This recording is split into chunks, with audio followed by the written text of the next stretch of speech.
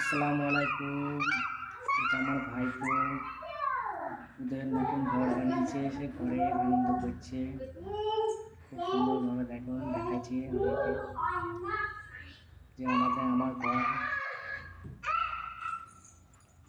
কি সুন্দরভাবে খেলা করছে দুই ভাই বোনে।